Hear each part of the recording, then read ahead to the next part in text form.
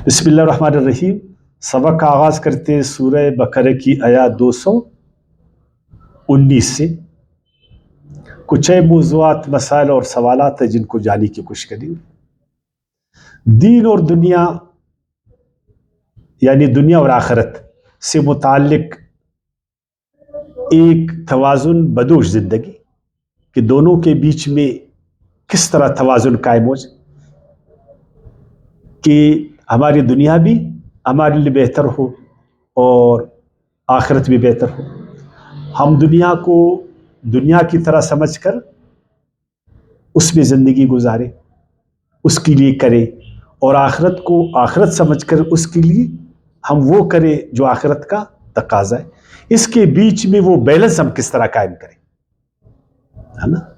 न हमारी दुनिया ख़राब हो न उक़बा ख़राब हो, बीच में एक बैलेंस। ये बैलेंस, ये तवाज़ुन कायम करना, इसके लिए हमें क्या करना चाहिए हम पढ़ेंगे।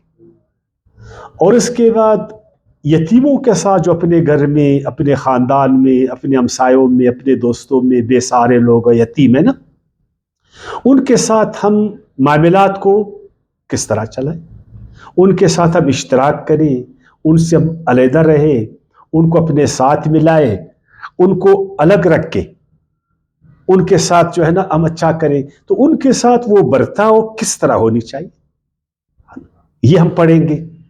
इसी तरह उस ज़माने की बात जब कुरान अज़ीम शान नाजिल हो रहा था, और आज भी इस तरह के मसाइल आ सकते। मुशरिकीन, चाहे वो मर्द है या औरत, उनके साथ शादी, किसी मुशरिक औरत से हम शादी कर सकते, किसी मुशरिक मर्द को हम शादी दे सकते।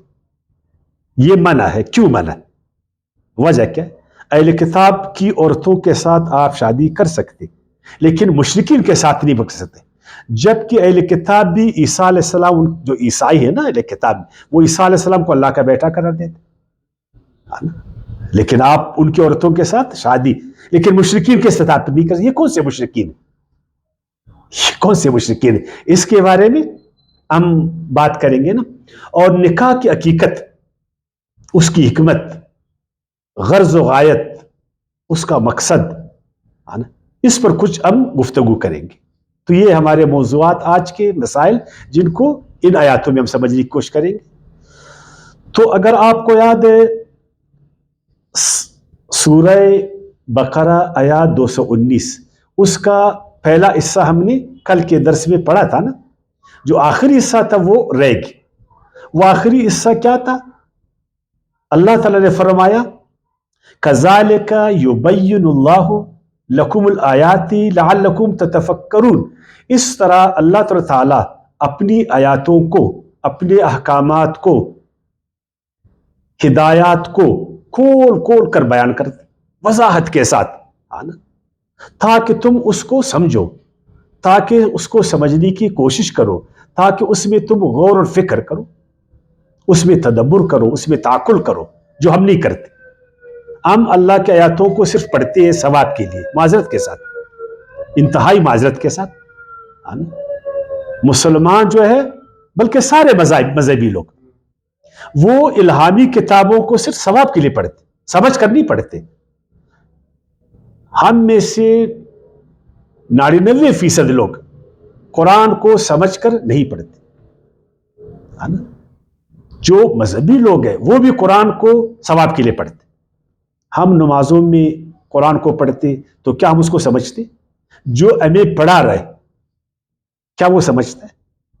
हम रमज़ान के महीने में पूरे का पूरा कुरान हम नमाज तरावी उसमें पढ़ते हैं ना, तो जो पढ़ा रहे उसको समझ आता है? जो पढ़ रहे उसको समझ आता है? क्या हमने कोशिश की है? हमने नहीं की ना।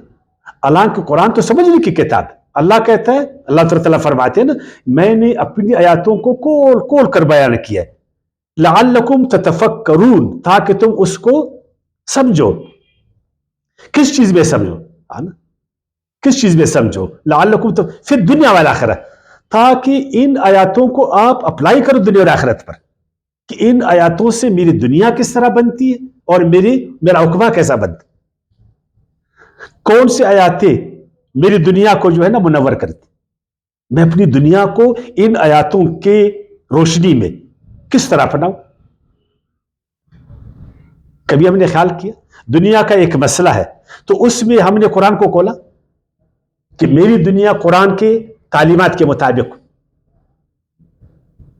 میرا ایک عقیدہ ہے، کبھی اپنے عقیدے کو جس کا تعلق دنیا اور آخرت کے ساتھ، میں نے قرآن میں کچھ غور کیا، تتفکرون فی الدنیا والآخرہ، تاکہ تم ان آیاتوں میں فکر کرو دنیا اور آخرت کے بارے میں، کہ ان آیاتوں سے میری دنیا جو ہے نا یہ جنت بن جائے، اور ان آیاتوں سے اس جنت کو بھی میں حاصل کروں.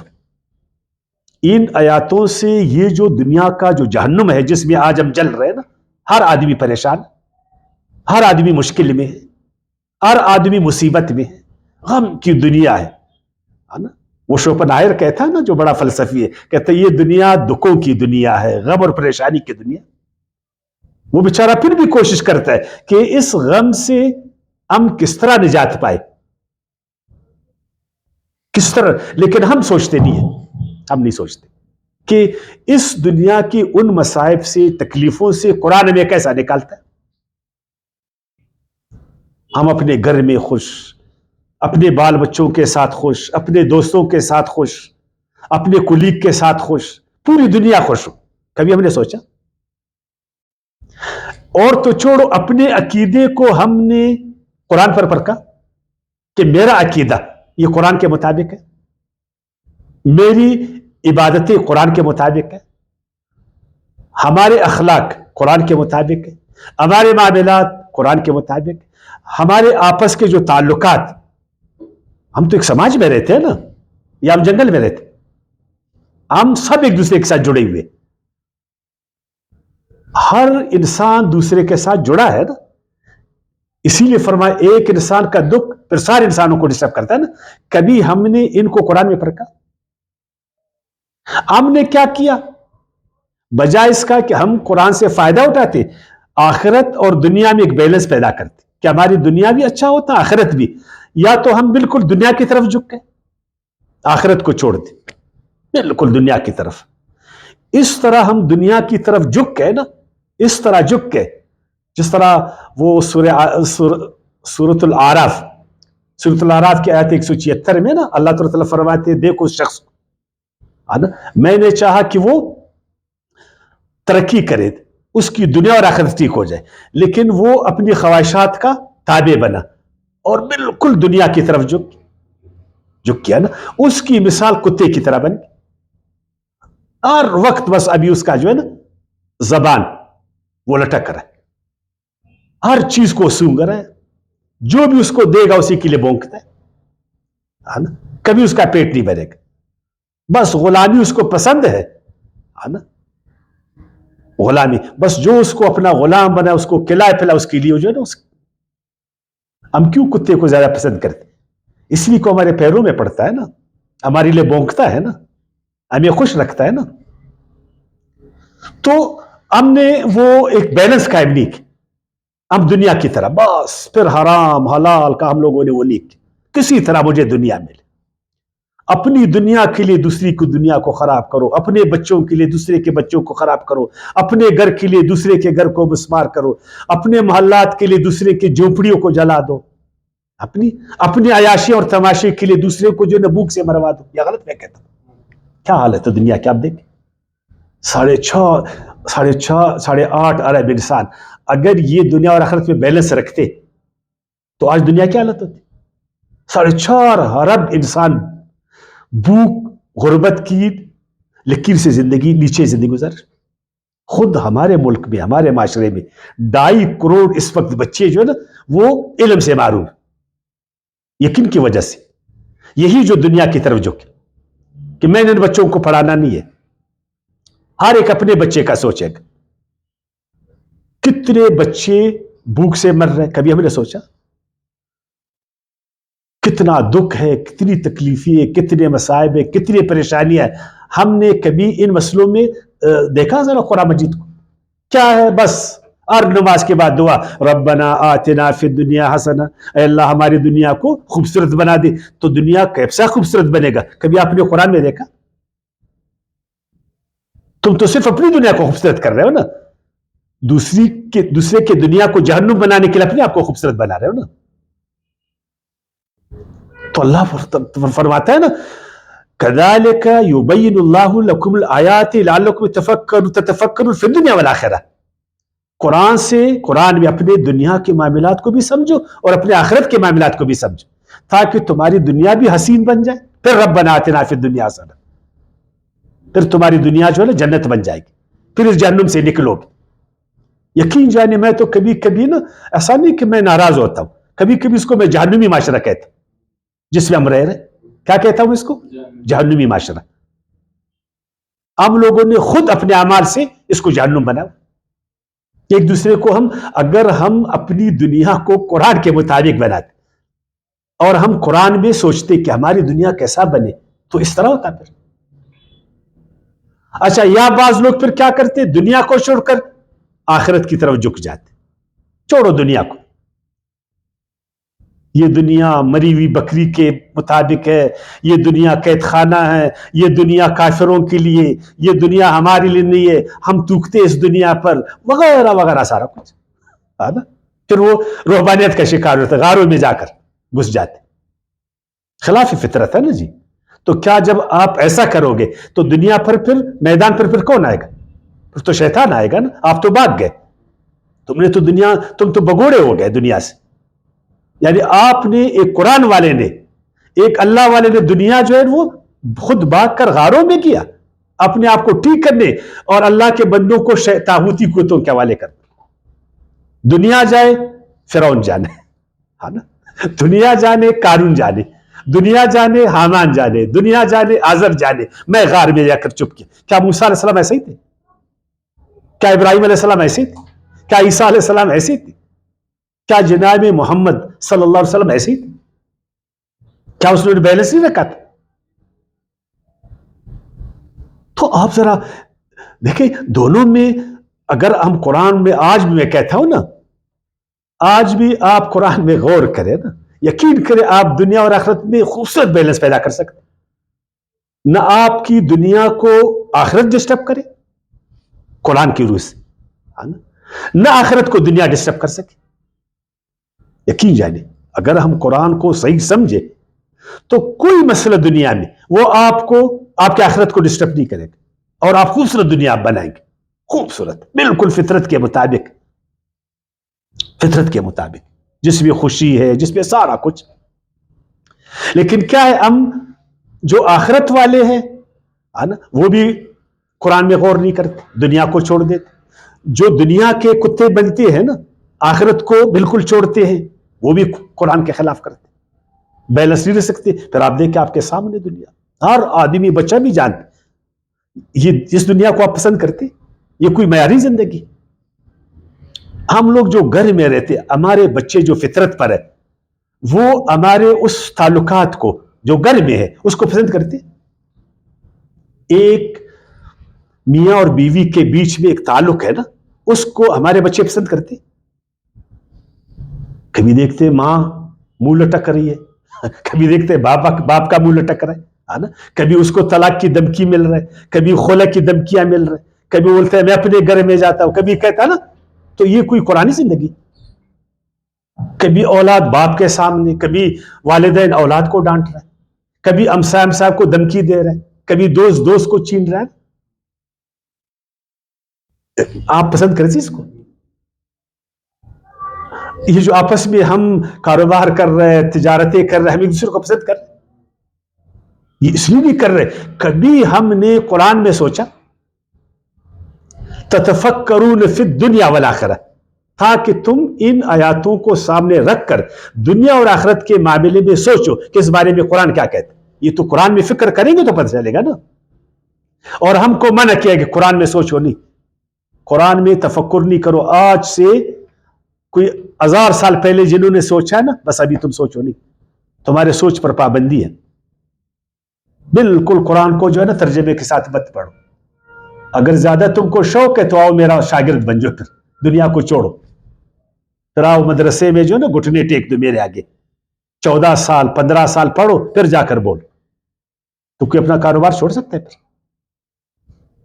تو نہیں ہوا نا جی. یا تو دنیا پرستی کے شوار. بھائی ایک توازن قائم کرو نا دنیا اور آخرت کے بارے میں. اپنے غور و فکر سے قرآن کہتے ہیں توازن، ایک بیلنس پیدا کرو کہ میری جو آخرت ہے وہ بھی خراب نہیں ہو جائے، دنیا بھی خراب نہیں ہو جائے. کتنی بری بات ہے کہ اس دنیا کی خاطر تم جہنم میں جاؤ، اور یہ کیسی آخرت ہے جس کی وجہ سے تم نے دنیا کو جہنم بنایا. کوئی مانے گا پھر اس آخرت کو؟ ماں ادھر کرا رہی ہے، باپ پریشان ہے، اور تم جو ہے جنت کے جو ہے نا شوق میں نکلے ہو. تو کوئی پسند کرے گا اس بات کو؟ ہمسائے بھوک سے مر رہے اور تم جنت کمانے کی عمرے پر گئے، کوئی مانے گا اس کو پھر؟ ساتھ پڑوسی جو ہے نا وہ چلا رہے اور تم جو ہے نا تو کوئی اس کو مانے گا؟ تو دونوں میں بیلنس پیدا کرو نا. دونوں میں دیکھیں انبیاء کرام آپ کے سامنے، اس کی زندگی، ان کی سیرت آپ کے سامنے. بیلنس کیا دونوں کو، فوائد مسالے نفع نقصان کے اعتبار سے نا. جو چیز آخرت میں مجھے نقصان پہنچائے میں دنیا میں کیوں اس کو کروں؟ ابھی سیرت میں پڑھا تھا نا شراب حرام، بے شک دنیا میں اس کچھ فائدے ہیں لیکن ادھر تمہاری آخرت خراب ہو رہا ہے، تو آپ شراب کی طرف جائیں گے؟ نہیں جائیں گے نا. اور اگر آپ بولیں گے نہیں میں ہر حالت میں شراب پینا ہے نا، تو ایسا تو نہیں ہوتا. ابھی تھوڑی دیر پہلے ہم نے بولا جوا بظاہر کچھ لوگوں کا فائدہ اس میں، لیکن کیا آخرت کا اس میں آخرت فائدہ ہے؟ تو ہم کوئی وہ کام نہیں کریں گے جس سے آخرت خراب ہو جائے، اور کوئی ایسا کام نہیں کریں گے جو دنیا کو خراب کرے. اور اللہ تعالیٰ نے جتنی آیاتیں قرآن میں ہمیں دی ہے نا، اس میں بالکل دنیا خراب نہیں ہوتا، بالکل، اگر آپ اس کو قرآن کے مطابق چلائے تو. یہ جو ہم نے خام خواہ دنیا کو قید خانہ بنایا نا، ایک وقت چیز بتاؤ نا، وہ اسپائنوزا بھی کہتے ہیں، اسپائنوزا ایک بڑا فلسفی، وہ کہتے ہیں بہت سارے لوگ انبیاء کرام اور الہامی زبان کو جانتے نہیں ہو. انبیاء کرام جو گفتگو کرتے ہیں نا، جو ان کو وہی آتی، ناسمجھی کی وجہ سے اس کی غلط تشریح کرتے، جب غلط تشریح کرتے پھر اس میں پھنس جاتے. یہ جو انبیاء کرام ہمیں کبھی کبھی کہتے ہیں نا، جس طرح اس آیات میں کہ میں نے اس کو اٹھایا لیکن وہ دنیا کا کتا بنا، اس کا مطلب نہیں کہ آپ کو وہ دنیا سے جو ہے نا الگ کر رہا ہے. وہ ایک مثال ہے. وہ کہتا ہے جب ترجیح کی بات آ گئی، جب ترجیحات، تو آپ آخرت کو ترجیح دو گے یا دنیا کو؟ آپ مستقبل کو دے گو یا حال کو دو گے؟ دیکھو آخرت آپ کا مستقبل ہے. آپ اپنے بچوں پر کیوں 1000 روپے خرچ کرتے؟ بظاہر تو آپ کا پیسہ خرچ ہو رہا ہے لیکن اس سے آپ کا مستقبل بن رہا ہے نا. تو آدمی آخرت کو پھر ترجیح دیتا. اس وقت بے شک آپ کہہ سکتے ہو کہ یار اس جگہ میں پھر دنیا کو آپ چھوڑ دو، لیکن ہم کیا کرتے ہیں، ان چیزوں کو سمجھتے نہیں ہیں. جہاں اللہ کا ایک نبی وہ ہمیں ایک بات کہہ رہا ہے تو کم سے کم اس سارے تعلقات کو آپ سمجھ کر وہ بات کر لیں. بس لوگ پھر درویش بن جاتے، روحبان بن جاتے، غاروں میں جاتے، چلے کاٹتے ہیں نا، گھروں کو چھوڑتے، شادیاں نہیں کرتے، ماں باپ کو چھوڑتے، نوکریوں کو بھی چھوڑتے. اچھا ادھر جو ہے نا تنخواہ کا آئے گا، وہ سرکاری ملازم ادھر جنت بھی کما رہا ہے، اس کو بولے یار یہ نوکری، بولتے یار یہ کیا نوکری ہے، تو انگریز کی نوکری ہے. تو بھائی انگریز کی نوکری پھر پیسہ کیوں لیتے ہو، تنخواہ کیوں لیتے ہو؟ ادھر وہ ایک ڈیوٹی میں ہے نا، یعنی دنیا میں ایک ڈیوٹی پر ہے. اچھا بجائے اس کا اس ڈیوٹی کو ادا کرے، اس ڈیوٹی کو نہیں ادا کرے گا، جائے گا تو نفلیں پڑے گا. وہ کیا کرے گا، نفلیں پڑے گا. تو آپ بیلنس نہیں رکھ رہے اس کو، تو اس چیز کو آپ پھر مانیں گے، لوگ مانیں گے اس کو. تو اللہ تعالیٰ نے فرمایا ہے نا، اللہ نے اپنی آیتوں کو کھول کھول کر بیان کیا ہے نا تمہارے لیے، تاکہ تم غور و فکر کرو فی الدنیا والآخرہ، اپنی دنیا اور آخرت کے معاملے میں، کہ نہ تمہاری دنیا خراب ہو جائے نہ تمہارا آخرت. ابھی آگے بڑھیں گے.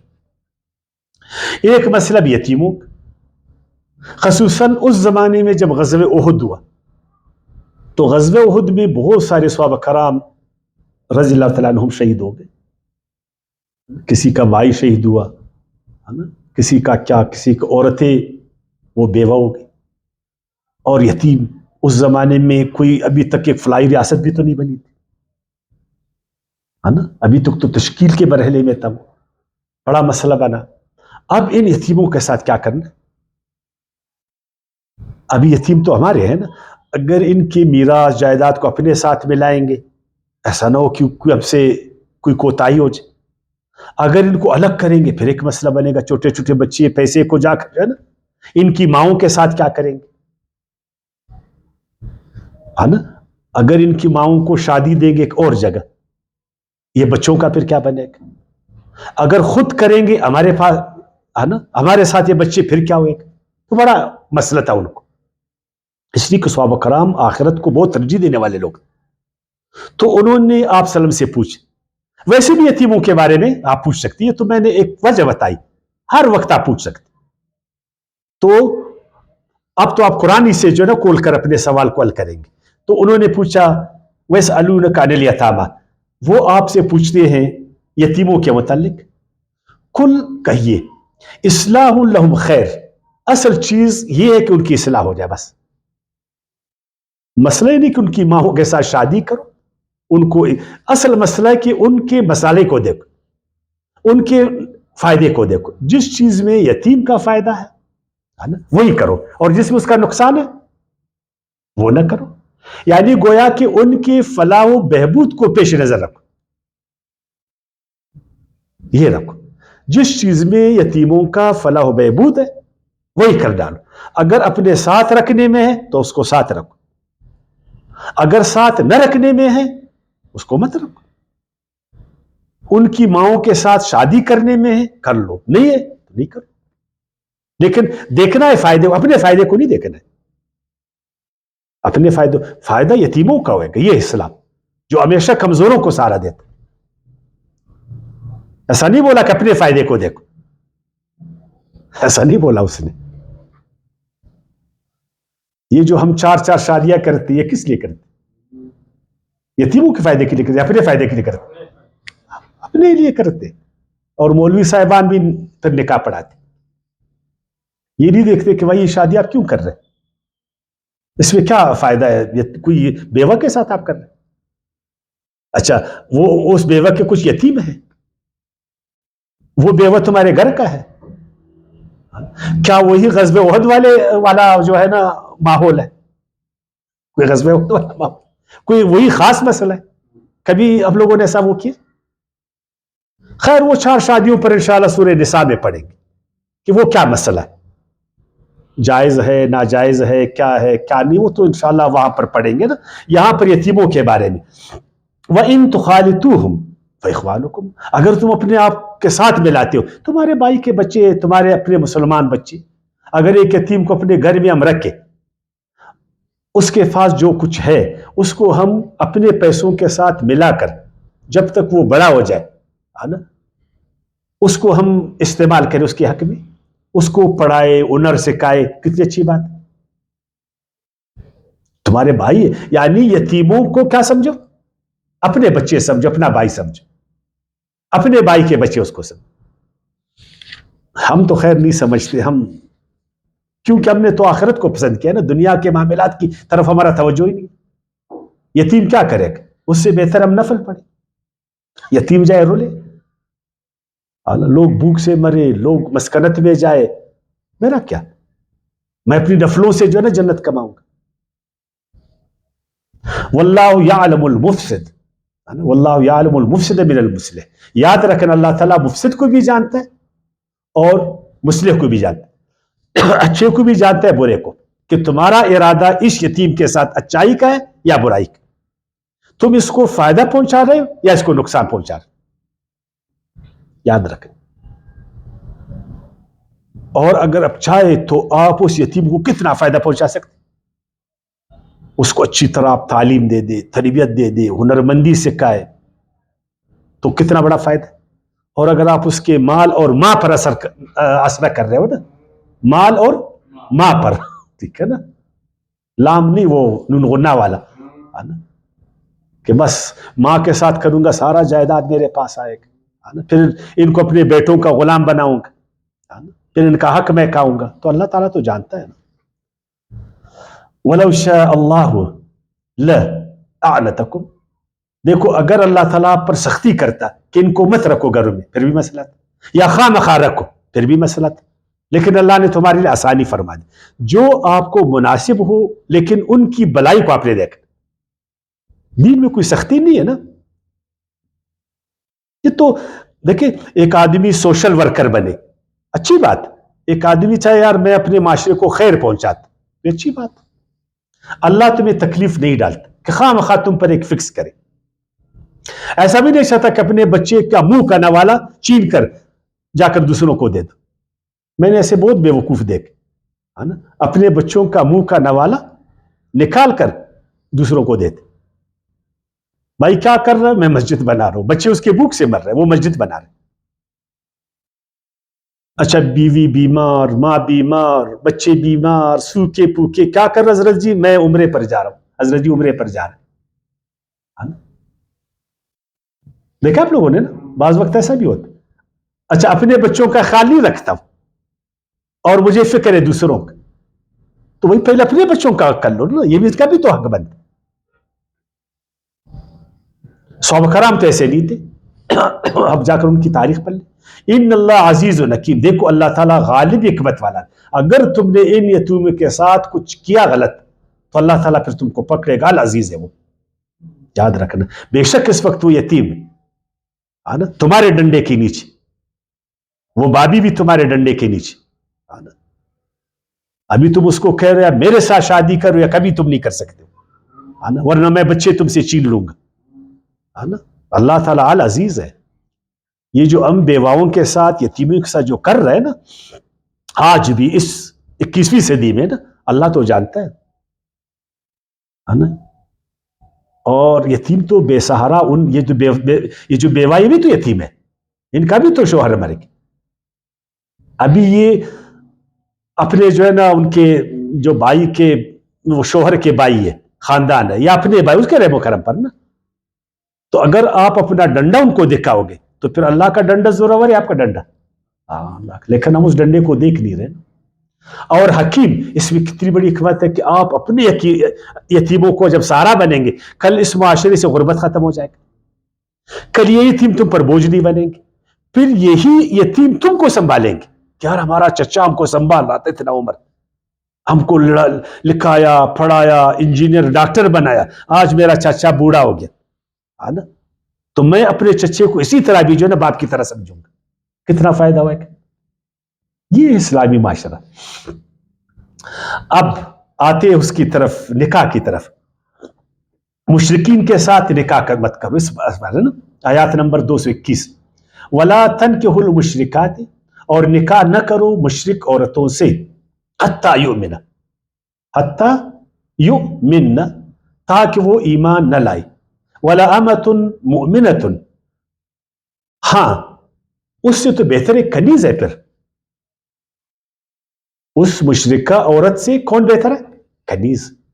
خیر تمہارے لیے من مشرکۃ، مشرکہ عورت سے. ولو اعجبتکم، گو کہ تمہیں بلی لگے وہ مشرکہ، مالدار ہے، حسین ہے، بڑے خاندان سے ہے، یہ بیچاری تو کنیز ہے، کالی کلوٹی ہے نا. لیکن اللہ کے نظر میں یہ کالی کلوٹی جو مومنہ ہے وہ اس مشرکہ سے بہتر ہے جو حسین بھی ہے، مالدار بھی ہے، سارا کچھ خاندان والا بھی. ہم کریں گے اس طرح. اور اسی طرح وَلَا تُنْكِحُوا الْمُشْرِكِينَ، نکاح نہ کرو مشرک مردوں سے. یعنی اپنی عورتوں کو بھی مشرک جو مرد ہے ان کے حوالے نہیں کرو. حَتَّى يُؤْمِنُوا، تاکہ وہ ایمان لے آئے.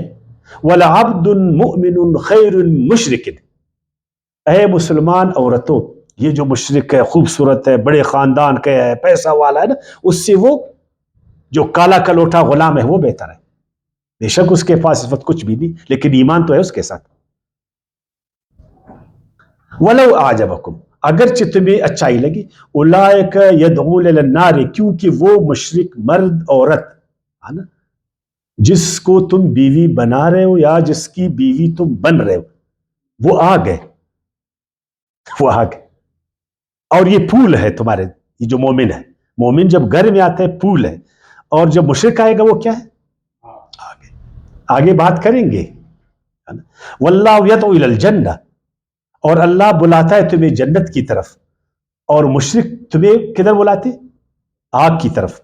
والمغفرت، اللہ تمہیں بخشش کی طرف باذن اپنے حکم سے. ویبین آیاتہ، اور اللہ کھول کر بیان کرتا ہے اپنے آیتوں کو، للناس، لوگوں کے لیے، لعلہم یتذکرون، تاکہ وہ اس کو سمجھے، اس سے نصیحت لے لیں.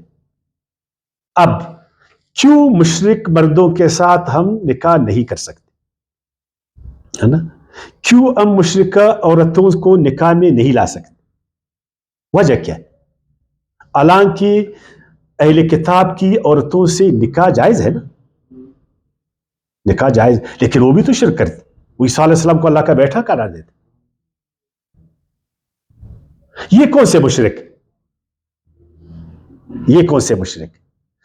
میرے خیال میں جہاں تک میں نے قرآن کو سمجھا ہے نا، یہ وہ مشرک تھے جنہوں نے مکے میں، عرب میں آپ صلی اللہ علیہ وسلم کے توحید کے مقابل میں شرک کو دین مانا تھا. بالکل، یعنی انہوں نے شرک کو بطور دین مانا ہوا تھا.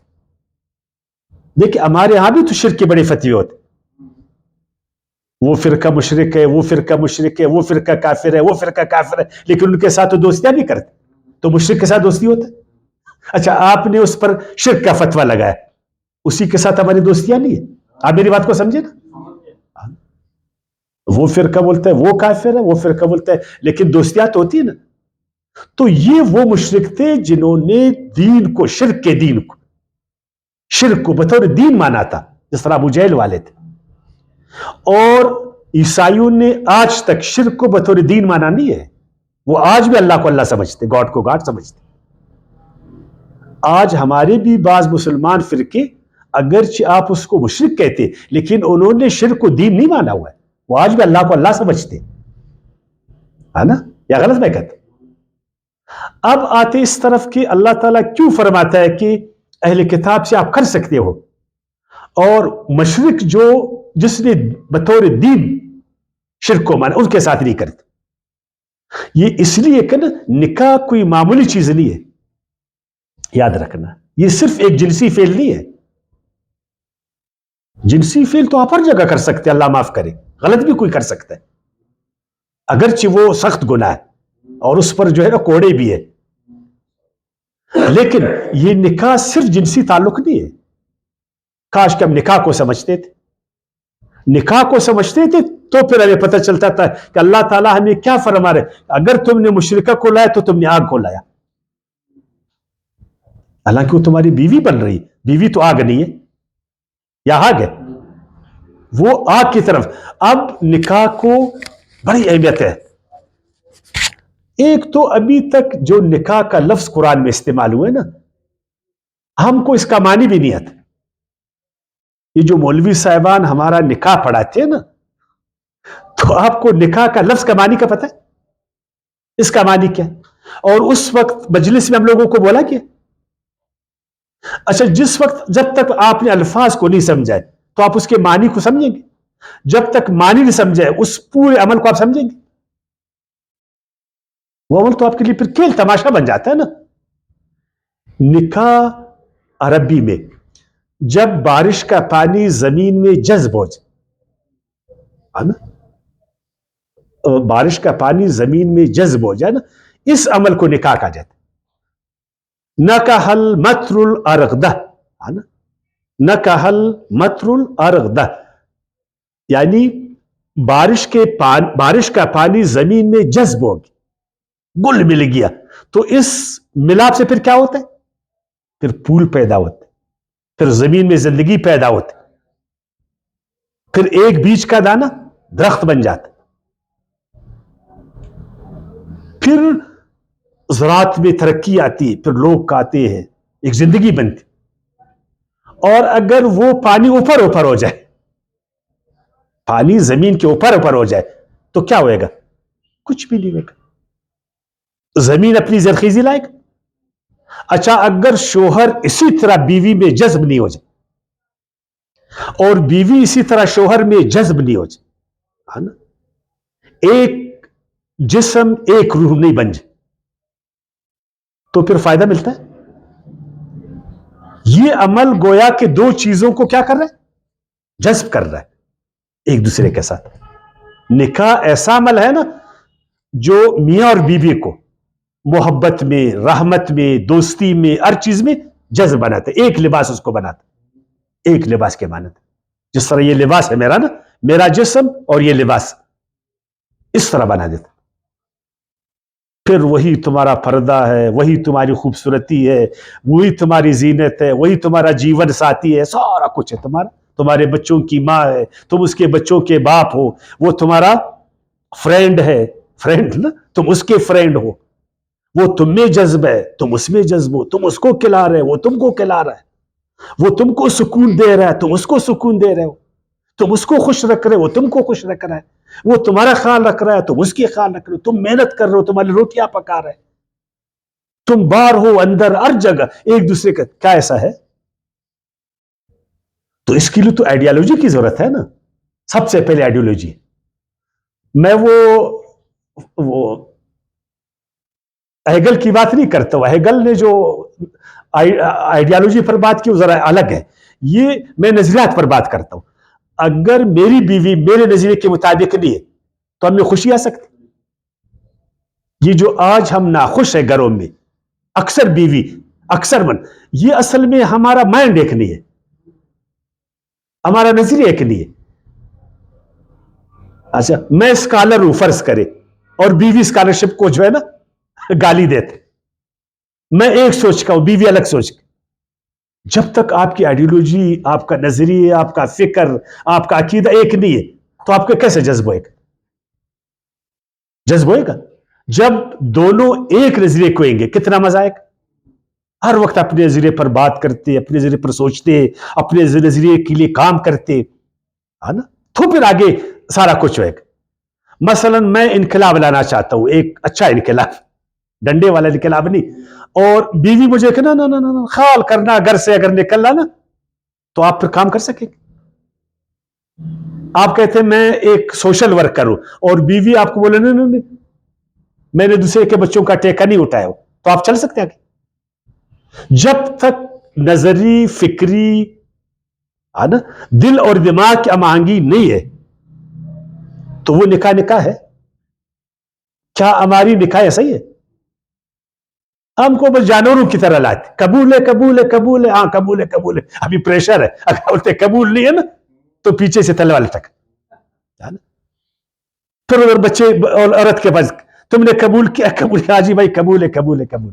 نہ وہ شوہر کو جانتا ہے, نہ شوہر بیوی کو جانتا ہے, نہ کوئی آئیڈیالوجی ہے, نہ کوئی سوچ ہے, نہ ایک دوسرے کو جانتے, نہ ایک دوسرے کے فکر کو جانتے, بلکہ ایک دوسرے کے کو وہ جانتے بھی نہیں کہ وہ کیسا ہے کیسا نہیں, دیکھا بھی نہ جسمانی نہ روحانی.